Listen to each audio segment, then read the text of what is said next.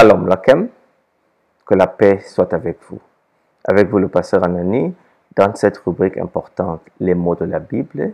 En 5 minutes, nous allons essayer d'expliquer le terme année que nous croyons toujours comprendre.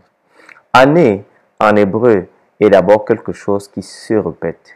Par conséquent, une division du temps, dont l'étymologie vient du verbe shana, qui signifie changer, que vous trouvez dans Jérémie chapitre 2, verset 36.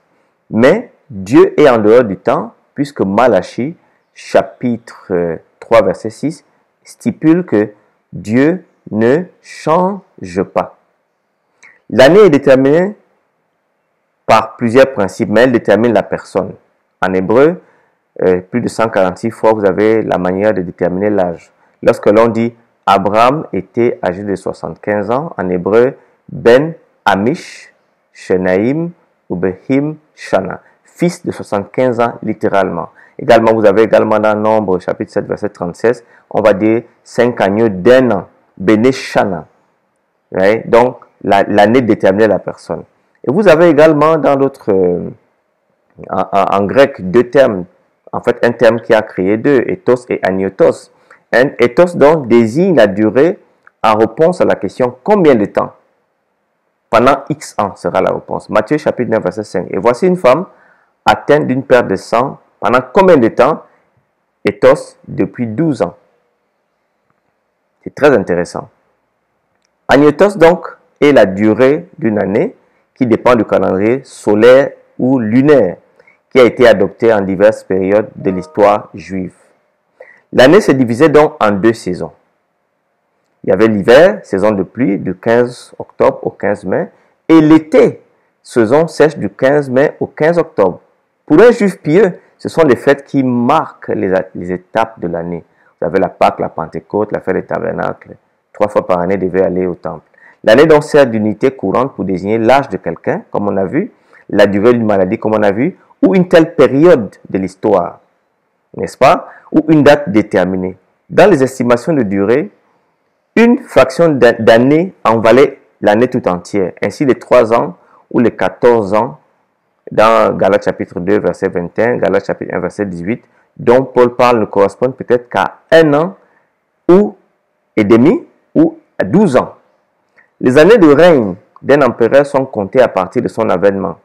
Tibère César ayant été élu le 19 août 767 depuis la fondation de la ville, en latin Ab Urbi Condita, soit en l'an 14 après Jésus-Christ, la 15e année de son règne, s'étend du 19 août 28 au 19 août de l'an 29.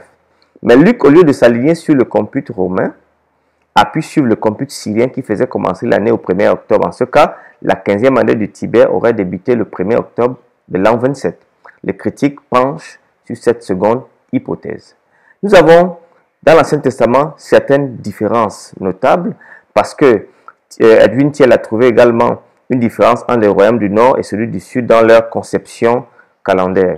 Le système de calcul dit l'année d'accession incluse prenait en considération le reste de l'année civile au cours de laquelle un roi était couronné et le comptait pour sa première année de règne. Ainsi, le roi fut-il couronné au dernier jour d'une année, ce seul jour était la première année de son règne.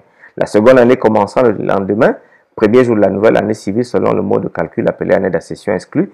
Toutefois, l'année au cours de laquelle le roi était couronné était comptée à part.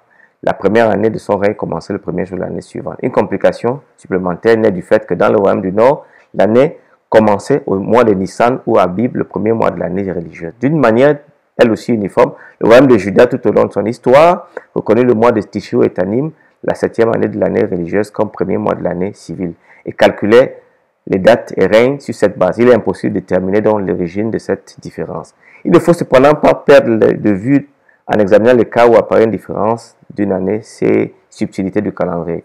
Les tablettes babyloniennes ont élucidé une divergence entre 2 Rois 24-12 qui fixe la 8e année de Nebuchadnezzar à la prise de Jérusalem en 597 et Jérémie 52-28 qui la situe dans sa 7e année. Daniel 1 dit la 3e année du règne de Joachim, le roi de Juda Nebuchadnezzar, roi de Babylone, marcha contre Jérusalem et l'assiégea. Et 2 Rois 24-12 dit alors Joachim, roi de Juda, s'est rendu auprès du roi de Babylone avec sa mère la 8e année, tandis que Jérémie dit la 7e année. Donc ce sont ces subtilités donc que nous devons prendre en compte. Il faut donc conserver une certaine ouverture pour les rectifications que les découvertes nouvelles pourraient imposer. Restez connectés. Nous discuterons jeudi d'un terme important, Antichrist. Que le Seigneur vous bénisse.